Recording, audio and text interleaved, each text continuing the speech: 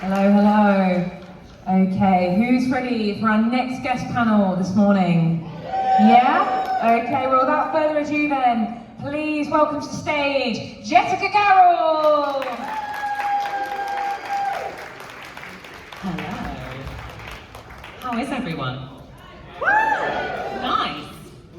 Hi. Hello, good morning. So, who's watched Up here before we get into Nation. Transformers. Gosh, I was born. No.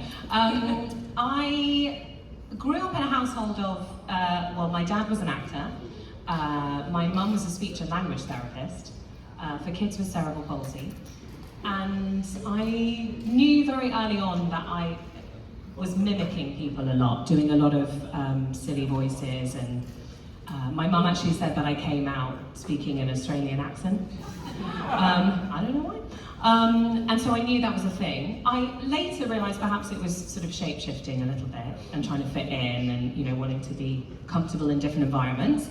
And then, yeah, I started acting on stage from the age of 7 and did musicals and things like that, which was quite fun. I was in Les Mis. And then went to drama school. Was told at my school that I had to become a doctor or an engineer, and said, I think I'm gonna go and be an actor. And they were like, oof, ooh. And then I did. So, and then I was very lucky in that I knew about pursuing voice work, so I did. And I worked really, really hard. And this is all very surreal, I have to say. Somebody just asked us, what's it like being in Transformers? I don't really know how you answer that. It's totally surreal and totally awesome. And yeah, I just keep dissociating. Just thinking, what is going on? But it's wonderful. Yeah, that's kind of how I ended up where I am. In amongst that were various chapters of working as a cowgirl. Doing a lot of promotional work, handing out free chewing gum, free papers, teaching horse riding. Yeah, all over the place. Is that linked to the cowgirl? Can you expand on the cowgirl? I'm genuinely fascinated. Yeah, so I used to work in a little stables under a railway arch in Battersea in London, which was what was called a dealing yard. So they would get horses in and off lorries and train them up a bit and then sell them on. And I started working there to get free horse riding lessons when I was really young, and then became a teacher, and somehow did a trip first to France in the Camargue, where they actually have cowboys and cowgirls, and buffalo, and worked there for a bit. And then I went to Montana and worked on a ranch there for a bit. So I literally was a cowgirl, although I didn't do any of the like branding stuff. That's really Random fact number 1. That's right. As a horse girl myself, Oh, I'm very you jealous. horse girl. Oh yeah, I have a lot of hobbies. You know. I'm very jealous, but I completely relate to anything for free, like access to horses, free because lessons. it's so expensive. It's ridiculous. Yeah. Oh, that's very cool. Does that brought any acting opportunities? You know what, it hasn't, and I'm so ready to play a cowgirl. Come on. Or any stunt riding, Woo-hoo. you know. There's loads of films that need someone Right? riding through. Yeah. We're gonna make it happen. Take note, any agents in the room, please. This lady can ride. Yeah. We're gonna make that happen. We're manifesting. Amazing. Okay, going back to voice acting then. Yeah. So before Transformers, you've obviously had various other roles. Yes. How did you get into voice acting specifically, as opposed to obviously your background, musicals, stage work, etc.? A lot of harassment, and I don't advise that. But I recorded all my own reels way back when, sort of over 20 years ago, from a little studio in Stoke Newington called Dental Records. Shout out Dental Records. I think I paid like £40 to record some stuff there that I'd written and made up myself. And then I just started emailing and sending it out to people and trying to get anyone to respond. When I left Lambda, I happened to meet some people at the voiceover gallery who I then started doing some jobs with, which was an amazing thing, and I've been doing stuff for them ever since, including Cyberworld. So yeah, it worked out in the end. But it was a lot of harassment, a lot of random emails to people who probably were just like, oh, go away. You know, knock on those doors is what I'd say, but politely. And then speaking of Cyberworld, or indeed any of the other voice acting jobs you've done, you know, video games and so on, how does it work in terms of auditioning? Do you know what it is? Or is it just like, Oh, that's a here good is question. No, we never know what it is. Yeah, I was very clueless actually. I had no idea, no idea what it was. And everything has a code name, so you'll be on project something, Project Spaghetti, and you're like, what's that? I didn't realise actually even in Baldur's Gate for ages what I was in. Oh really? No idea, absolutely no idea. I remember when the trailer, they advertised that J.K. Simmons was in Baldur's Gate 3. And I said, oh, is he, do I do any scenes with him, is he? And they sort of laughed at me and said, he's your boss, he's your boss. Oh my gosh, I had no idea, no idea. So you don't know, you just get a project name, and we do audition for all of them. I did know it was a franchise, and I did know a little bit. I got given a little heads up, but that's it really, yeah. So if you don't know what it is, what do you get given question. in terms of like, how do you embody that voice or choose the... Yeah, that is a really good question. I did know at the beginning that it was Transformers. I just didn't know any more than that. And I was actually told not to do any research on previous versions of Alita, which was good because I didn't know a huge amount. Sorry, I do now. And I was sort of, I didn't want the influence of anyone else. I wanted it to be my spin on it. And that's also a testament to the writing actually, that she's still very much Alita, but I have put I hope, my twist on it. Yeah, and then I think it's just about being brave with choices, You don't want to go too wacky on the first take, but I usually send 2, and I'll try and give it a bit more of something, especially if I don't really know which way they're going to go. There's something a bit more wacky. I should listen back to my Alita tape. I can't remember what it is, but yeah, I think it was pretty much where it is. But do you get, for example, did you get the name of it, like Alita? Yes, I had. Yeah. Yes, no, we do get the names, yeah. Okay. And then again, it's like, to you. Yeah. You're playing Anonymous in Anonymous. But then it's about not choosing how much you want to research into the role or not, I think.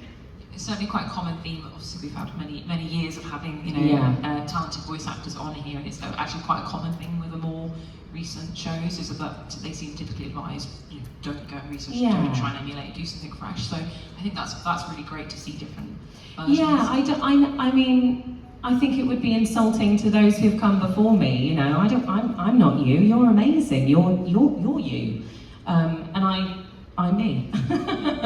And so I want to give it a bit of me, yeah. But were you given any sort of characteristics at all, like any sort of yes, description? Yeah. What was that, if you can recall? Definitely, gosh, I'm trying to remember now. It would have been, military is a phrase that we come back to all the time when we're recording Alita, actually. If I slip a bit not grounded enough, we'll come back to military, strong, but has a soft side too. And I think actually that's something that's really important to me with all my characters in anything, is to find something in them that you like, that you can empathise with and that relates to you a little bit. So even if, even with Arachnid, for example, I think, I was just talking about Arachnid and my love of spiders now, and how even someone as, nuts as she is, bonkers and angry and vicious, she's actually just wants to be loved. She's really nice underneath, really. Misunderstood. So I think I look for those things. Nice. Well, speaking of Arachnid, Yeah. Can you remember what was the description given or personality given? I was actually trying to remember this. Is Ali in the room? No. The creator of Cyberworld is in the building, by the way. I don't actually think I was told anything about Arachnid. Okay. I don't remember taping for her. So I think I was just told in a session. I can't 100% vouch for that. The sessions go very quickly. But in the session, we had mention of Witchy. To be honest, with Arachnid, I found that the script did it all for me. The writing for her is so good that I didn't need to, I just went with what was on the page. And, she's angry. So, yeah, I think that was probably where I found it. So have you since looked up some of the history of Arachnid? Yes, I have. Shows, Yeah. Or different incarnations we've had. Black Arachnid and Yeah. Arachnid, very similar character. Yeah. Through the years, but she's sometimes quite a little bit different, same kind of being Yeah. compared to, I'd say, Alita, who's pretty. Yeah, I think pretty standard. A bit like Optimus is Optimus throughout everything. I think Arachnid, Black Arachnid, just changes a little bit with each iteration. And often her backstory of why is she angry? Why is she scary? Why is she potentially torturing people or hunting people, or depending on the show. So I was wondering if you'd seen any of that. I have now, and I love it. I love how there is so much lore, and I'm never probably ever going to have it all. There are some people who are amazing, who your minds are incredible and you know everything. But no, it's been really fun actually. Now she's solidified in me to look back at some stuff and see how there are hints of my Arachnid in the others for sure. But she's just misunderstood. Certainly your version. Some of the other versions are just oh my gosh, scary. I know. But we also had to remember that we are, for the younger audience as well. That's I think a note for a lot of us has been, can we just bring that back just a little bit? We've got kids watching the show, so that's I mean, I must say some of the scenes with like both Skybite and Chop Chop, I'm like, the tongue really freaked me out. What was that about? Skybite. There's a lot of mouth. There's a lot of tongue. There's a lot going on there. There's a lot of teeth. Which if I'm an adult and I'm a bit like, I'm a bit uncomfortable. I mean, how would kids feel? I mean, they seem to enjoy it, to be honest. Joe, one of our directors, he's got misophonia, doesn't like the noise of, mouth noises and stuff. And so he doesn't like recording it when we're doing Chop Shop. Because there's all sorts of noises going on there. I can't wait for James's panel when we're going to probably go through that. He's going to erase this. Give a warning, trigger warning, everybody. Mouth noises. Amazing. Going still on Arachnid then. Her voice and her accent in particular. Is there a story behind that? Where did that come from? Obviously, because I was voicing Alita already. Alita is very much my tone of voice, obviously with an American accent. That's my neutral. So it was tricky because obviously given another American character, where am I going to go from here? I'm going to have to go somewhere a little bit wacky. And then I really liked the idea, because Alita is very neutral, standard US. I thought, what if we made her a little bit Californian with that vocal fry? And I just played with it, and I thought, but we didn't want to make her full monster for all of it. So I thought, well, what if there was that sort of bonkers switch between, the vocal fry into, gravelly, growly, nasty monster. And it just made her even more unhinged, and it was kind of perfect. I think it worked really well. I think there's quite a few characters inside the world. I mean, Galvatron, again, we'll come into it, and James's panel was another one where I was like, oh my goodness, what an accent! Like, it's nice to have some different accents in the characters. And I thought with Arachnid was like, oh, we've gone California, but not like cutesy, not cutesy. Nice, like, oh, slightly, unhinged. The darker version of the Valley Girl. Not quite full Valley Girl, but it's a little bit Valley Girl. But you don't want to annoy her, because she will not like that at all. No, it's a bit like that, really. Oh, thanks. Yeah, absolutely deserves a round of applause. She's working. My vocal fry. We have to do her at the end of the session, so we don't destroy my voice for the rest of my recording sessions. That's quite a few, or almost all of the scenes you see Arachnid in is her conversing or battling with Alita. Yeah. Can you tell us, how was that recording, planning lines against yourself? Yeah. So thankfully we recorded all of Alita lines first and then recorded all of Arachnid, or I think I might have had a meltdown. But what a joy to sit back and watch yourself talking to yourself and fighting myself. Yeah, I think particularly for those scenes, I was in a way lucky, because Alita is a bit more heightened, and when someone is heightened, their voice goes up. So she was already slightly higher, rather than her sort of sassy moments where she's a bit lower in tone.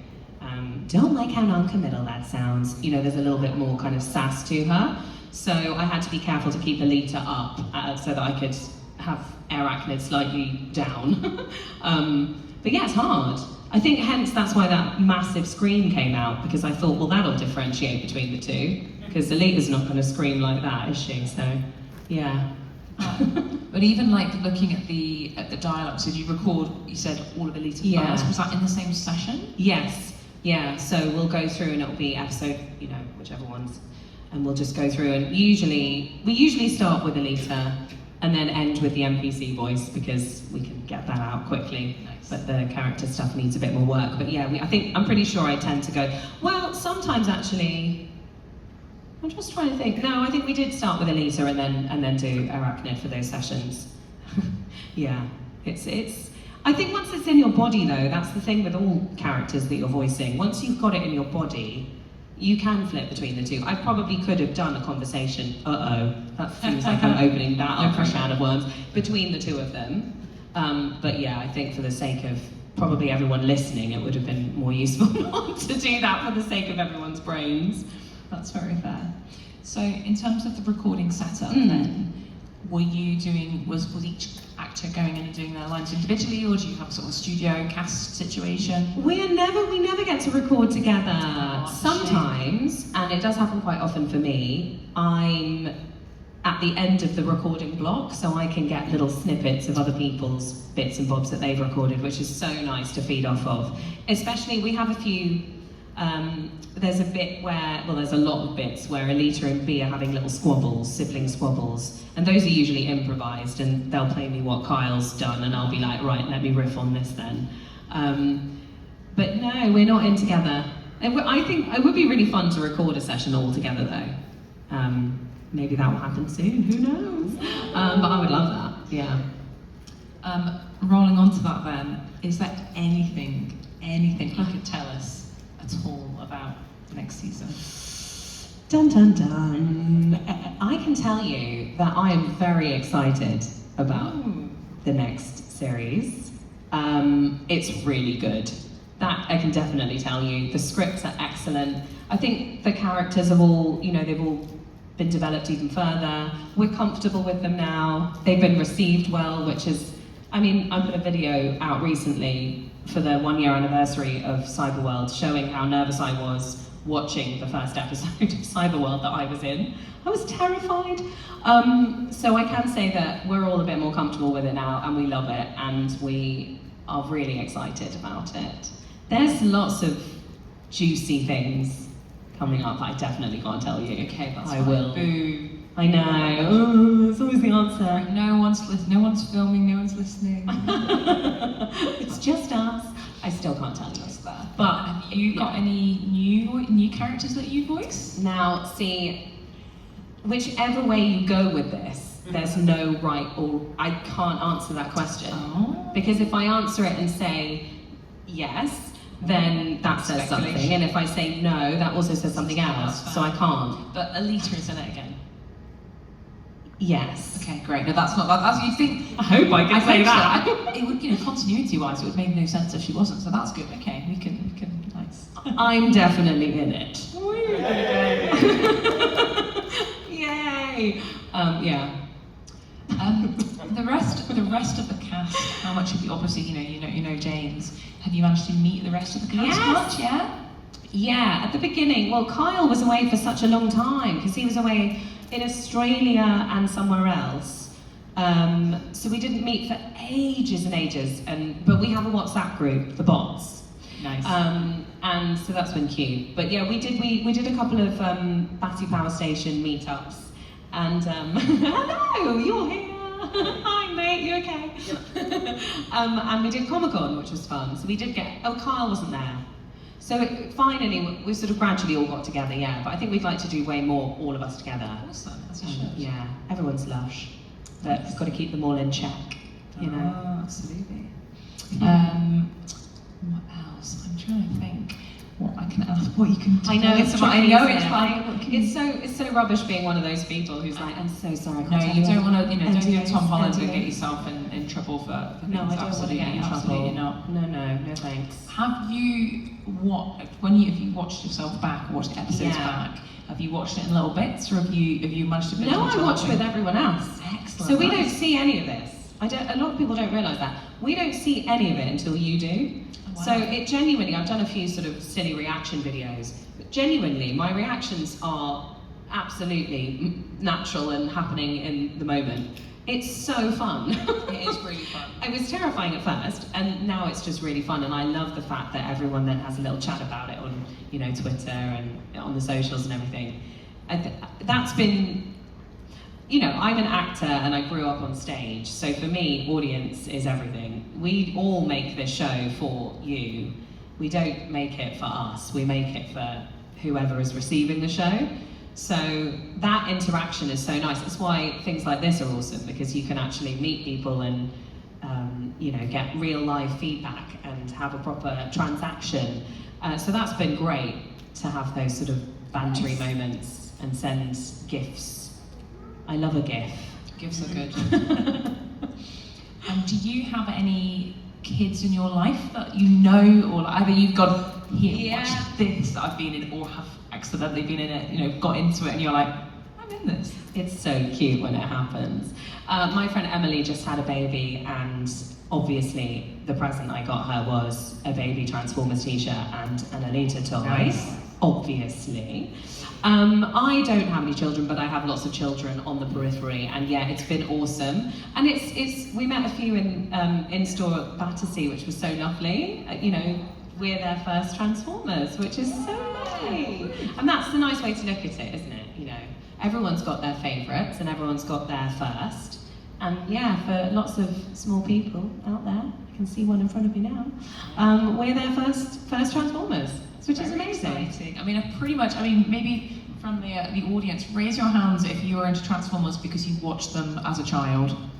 Yeah, pretty much everyone. No judgment if you didn't, by the way. You know, we love it if you got into them as an adult. But I think it's fair to say that most people, you know, we've got lots of different demographics now. So yeah, you might have to come back in like 20, 30, 40. I would love that. Honestly, it's like I just said, it's so surreal and it's so magical, and I think the fandom is definitely so different to any other fandom.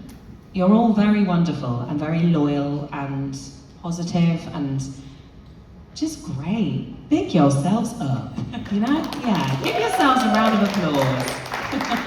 And don't go changing. When you first heard that you'd got the role, yes, and you knew it was Transformers, you've told us. Yeah, my little brain. What did you know about it, or indeed about like the franchise or even the fandom? Yeah. Did you know anything? Yeah, of course. It's Transformers. My brother was a huge Transformers fan. Do you know what? I was thinking about this yesterday, and it's interesting that as a kid I knew of Transformers because my brother was into Transformers. But there weren't many, you know, little girls who were into Transformers back then, which is a shame, and something that has definitely changed, Absolutely, which is brilliant, which we love. Yeah, no, I absolutely, he had so many toys. I think he still does. I think they're in the attic at my mum's house. Gonna read those out. Yeah, get them out. Will Be worth of it. Probably. Wait, I found one the other day that apparently is a McDonald's Happy Meal one. I mean, no, it blew my mind. It really did. I still can't really grasp it. It's quite bonkers and wonderful. You know, there's a legacy, isn't there? Such an incredible legacy of amazing actors, and yeah, it's wild to be a part of it and awesome. Right. But I did scream when I got the news. I think I sat down actually, and I texted my best friend Tom, and I said, "This is bonkers, and obviously don't tell anyone." But, and then put that, and he was just like, "Oh, do you mean, wait, stop, hang on, I'm calling you." And he called me, and he was like, "Do you mean actual Transformers? Transformers? And I said, "I think so. I think it's actual Transformers. But hang on, let me reread the thing again, I'm a bit confused." You know, it was totally surreal. Yeah. I mean, I do find people who know of Transformers, which most people do. Yeah. A lot of people, I think, don't realise, like my own family included, they're like, why did you do a convention for the Michael Bay films? You know, like, guys, that a lot of people don't realise, I think, just how many, you know, dictonomies there are, how many dimensions, media forms, and even within, you know, there's the original 80s G1 cartoon, and there have been so many series since then and continue to be. I'm not clued up completely on every single neither am aspect. I. I think it would take, you know, so much, but it's been really fun dipping in and out and sort of checking out things that I didn't know about or hadn't seen, and actually my new thing is whenever I'm in another city, I'll try and find a nice comic store and pop in and see what's going on, and it's been really fun. And there was a fantastic one in, I've forgotten the name now, sorry, in Paris that I popped into, and they were like, wait, what? And they didn't have any Cyberworld toys, but they knew all about it and they were so excited, so that's been really fun. Awesome. Yeah.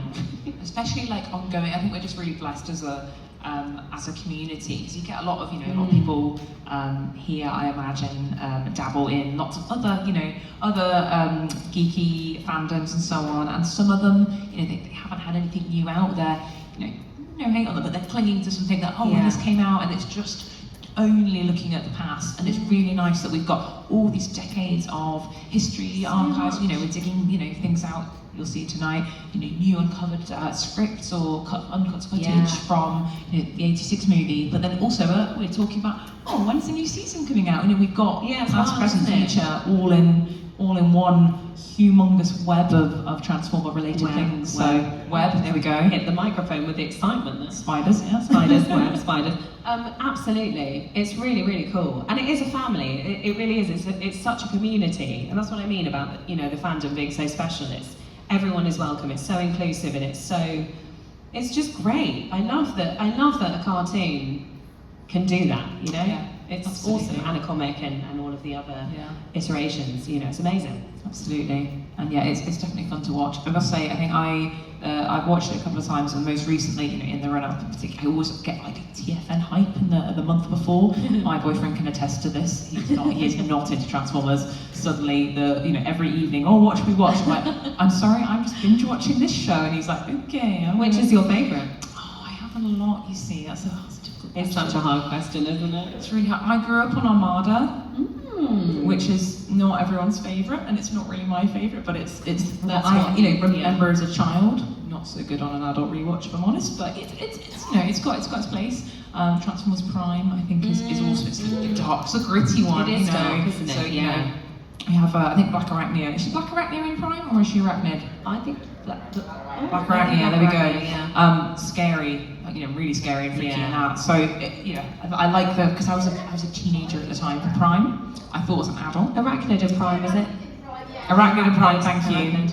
So I liked that as a teenager. Yeah. This isn't a kids film. This isn't a kids show. This is for adults. I was like 14. This is for adults. Someone dies. Like, this is dark. Grow up. And you're like, okay, it's still for kids, but someone dies. Not often, but but I love all the new stuff as well. Yeah. But I watched it the stitched together version, which is just like 2.5 hours. I must say, after about an hour, Cyberworld. Yeah. Did you? Cyberworld, and after about an hour was like, it's a lot of action to watch. It's so much good. There's so much good. It is because it's so short. Because wow. I was about to say because the sentences are so short. Because the episodes are so short. There's so much gets jam-packed in there. Yeah. But I haven't done that actually. That must be quite it's a lot. quite great, but it's a lot for your brain, and it's clearly the action, the pacing is very much for the current young generation. You're trying to get them away from the tablets, right? Look at the screen. Yeah. You can have 5 minutes of Cyberworld. It's not got some of the slow pacing of some of the some of the older. For example, Armada. I'm doing a podcast at the moment on Armada rewatch, and sometimes we've got timer, and we're like, about 20 seconds of just music and sort of slow panning across. I love that though. A desert. There's a lot of very slow. Kids these days probably would switch away. Whereas it's really fun, fast-paced stuff in Cyberworld. But not sure I'd recommend the entire binge watch of the entire season with no breaks with YouTube Premium. It's a lot, but it's great. Try it. It's good fun. But it's kind of, oh my goodness, action, colour. But it's really, really fun. I can see why so many kids and it's so popular. There is so much action. When we're on the sessions, I'm always, what am I doing now? Am I running? Am I boat mode? What's happening now? So, because when you're doing it, you don't want to sound like you're stationary if you're running. Do you ever? Fully. I come from a very. I've done a huge amount of what's called ADR, which is automatic dialogue replacement, which doesn't really make sense for what it is on film and TV. So I do a lot of. If you think of Vikings and Valhalla, all of the battle scenes have got extra stuff added in, and it's me and 10 other people at a mic, you know. And we're really, really physical with it. So whenever I'm doing any action stuff, I'm always moving, always. I think voices sound incredibly stationary, for want of a better word, if you're not doing that. It's really important to have it in the body. Yeah. Awesome. And speaking of sort of physical acting, just going across to Baldur's Gate 3 recently, Oh, yeah. am I right in thinking it was that motion capture you did for that? Can you tell us about that? 6 years of motion capture 6 on Baldur's years? Gate. Yeah, I was one of the first people to start recording that, actually, yeah. In fact, I remember going up to Barnsley to do a session to help Pitstop learn how to do motion capture. Yeah, we did some face stuff, which we then didn't do for the thing. It was awesome. I loved it. Really cool. It was, I mean, my main character, Disciple Zarel, is she doesn't move. We described her like a rock. You know, she's not moving towards you, you can move towards her. So I didn't move very much, but that's also interesting in itself to know that, you know, General Thorm is stood behind you, or, you know, how can you act that to him from your back, so to speak. But it was great, I loved it. And was that yeah. full body motion? Full body, yeah, Wow. full makeup, yeah. That's amazing. I mean, I love Baldur's Gate 3. I don't know if we've got any Baldur's Gate 3 fans in the room. No? Baldur's Gate 3, anyone? Oh my goodness. Right, guys. Yeah, thank you. We've got some very enthusiastic arms.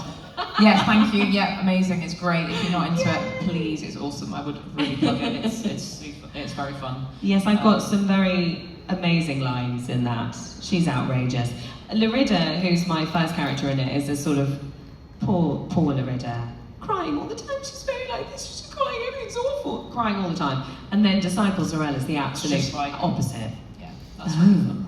I thought you'd be another notch on my bedpost. Very naughty. Yeah. It's a naughty game, to be fair. It It's is quite very a- naughty. Again, we had no idea. No idea. That's amazing. Have I you kind of- seen a lot of content since? Oh my gosh, so much content. It's outrageous. I mean, my YouTube like homepage recommendation is just like an infinite amount of like Baldur's Gate 3 like clips and reels and what happens if you romance so and so and then do this and you're like, I No, there was a lot of uproar that my character was not romanceable. Oh, there you go. Sorry. Yeah. Yeah, I think that's a pretty standard Yeah. complaint, if, Right. if you can, of lots of characters. It's a in very that game. different fandom. Very different. Is it? Yeah. Okay. Yeah. We'll take that we're a nice fandom. I think that's good. Oh no, they're not nice. They're just Oh. very different than this fandom. Amazing. Okay, I think we've got a few minutes for some questions. If we can grab the microphone. Oh, Yeah, can you just run and grab? can we? Yeah, go to Where's anyone the with a hand up.